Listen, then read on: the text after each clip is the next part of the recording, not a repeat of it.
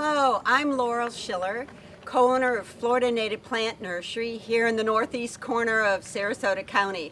And this is my manager, James Caudell. Today we're going to talk about native ground covers and some that are actually what we refer to as Florida friendly, which means they're not native to Florida, but they do well in our landscape and are not invasive. Many people are using these ground covers in place of lawn. We find them to be easy to grow. They don't require fertilizer. They do well on rainfall, and most importantly, they don't require the use of pesticides. You know, regular turf grass requires insecticides and fertilizer, and all of that runs off your property into the bay. Using these ground covers is a what we call a Florida-friendly way of having a low-growing texture to your landscape that is easy on the environment. This is blue-eye grass. It's actually an iris, and it grows in fairly moist conditions in both sun and shade.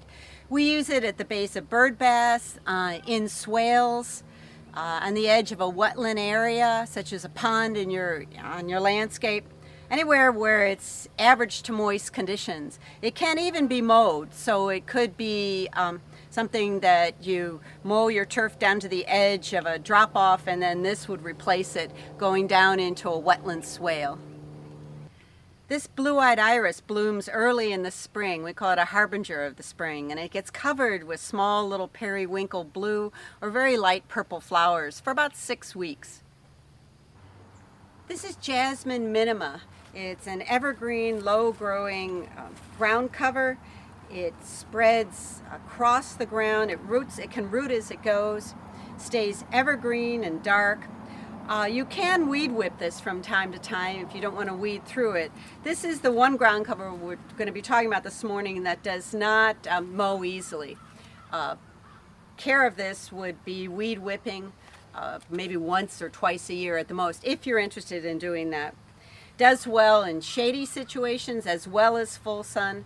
Very drought tolerant. Grows about 8 to 10 inches above the ground. This is Sunshine Mimosa. I think this is my favorite. This is the sensitive plant that we all knew and learned about in biology class. When you touch it, it responds to stimuli. We know it's alive, and the little leaflets close up. They also close up after a rainstorm or in colder weather. But other than that, they lie flat, and we have pink flowers from, I'd say late February to the end of November. It is an evergreen though, so even in the winter months it can give you that green coverage that we all look for. Mimosa is salt tolerant as well as cold tolerant. It can be inundated, can go underwater for days on end and still recover and resprout.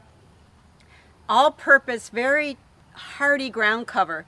We put these on the top of retention drainage areas, sometimes by themselves, again where grass often doesn't grow, sometimes in combination with a perennial peanut, so we'll do both.